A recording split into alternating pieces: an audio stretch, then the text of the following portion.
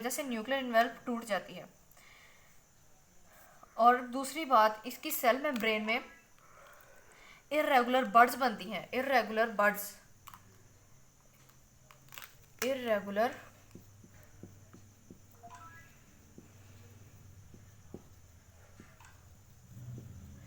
Cell membrane में irregular buds बनती हैं जिन्हें हम ब्लब्स कहते हैं।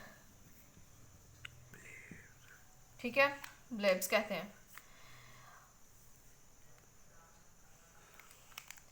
और blebs break off from the cell and are now called apoptotic bodies which are then phagocytosed by other cells। एप्टोसिस कहाँ कहाँ हो सकती है?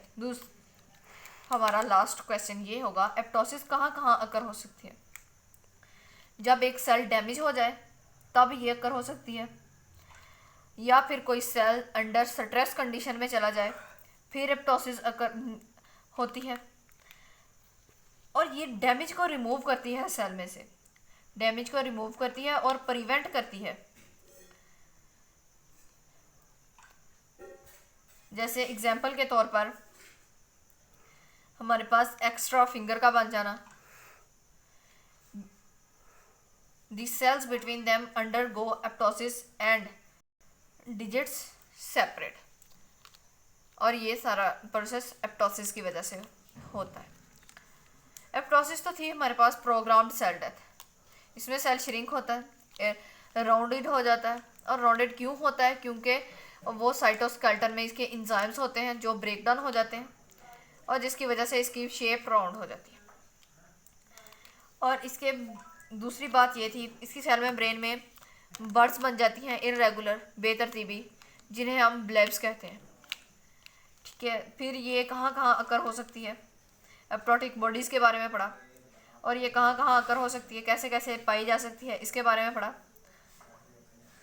इसका एक एडवांटेज भी हमारे पास डेवलपमेंट का, जैसे हमने एग्जांपल में पढ़ा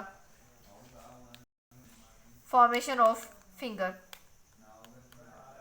इसका एडवांटेज भी होगा। जबकि दूसरी तरफ हम निक्रोसिस को देखें तो निक्रोसिस हमारे पास एक्सीडेंटल सेल डेथ है। क्या है? ये प्रोग्राम्ड सेल डेथ है और ये एक्सीडेंटल है।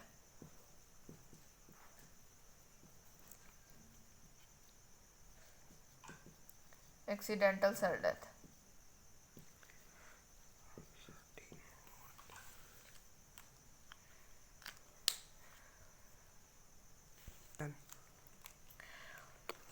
निक्रोसिस हमारे पास एक्सीडेंटल सेल डेथ है। निक्रोसिस के अकर होने की काफ़ी वजूहात हो सकती हैं। जैसे हमारे पास इंजरी हो जाए, इन्फेक्शन हो जाए, कोई कैंसर, एडीसी, ये सारे इन्फेक्शंस हैं हमारे, ऐसी वजूहात है जहाँ निक्रोसिस हमारे पास अकर हो सकती है। और दूसरी बात ये कि ये कब अकर होगी, जैसा कि हमने एप्टोसिस में पढ़ा, एप्टोसिस सेल डैमेज के वक्त अकर होगी। और निक्रोसिस जो है हमारे पास वो हाइपोक्सिक में अकर होगी। हाइपोक्सिक का मतलब होता है लेस ऑक्सीजन।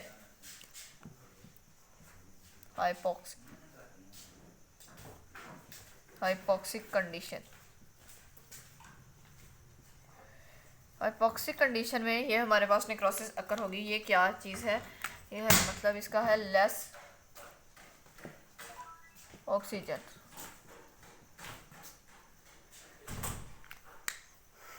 ठीक है, ऐसा इन्वायरमेंट जहाँ ऑक्सीजन कम हो, निक्रोसिस वहाँ पर अकर हो सकती है। निक्रोसिस के दौरान सेल स्पेशल एंजाइम्स को रिलीज करते हैं सेलुलोज में से और लाइजोसोम में से। लाइजोसोमल एंजाइम्स जो हमारे पास होते हैं वो सेलुलर कंपोनेंट्स को ब्रेक करते हैं और उसमें से रिलीज करते हैं outside cell to break surrounding cells. Surrounding cells के इर्द गिर्द के सेल्स को ब्रेक करते हैं।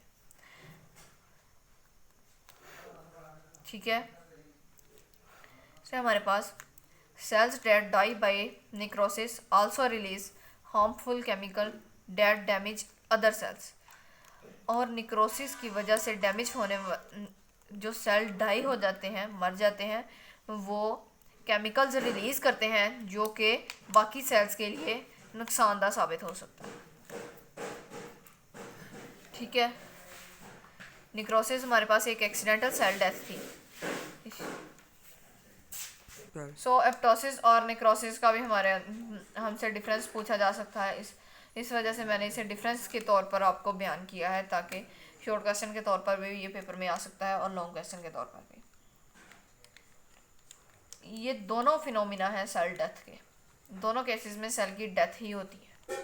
ठीक है, बाकी हम लोग नेक्स्ट चैप्टर स्टार्ट करेंगे एंजाइम्स वाला, उसमें आपको इन दोनों टॉपिक्स की मुकम्मल समझ आ जाएगी। ठीक है, थैंक यू सो मच।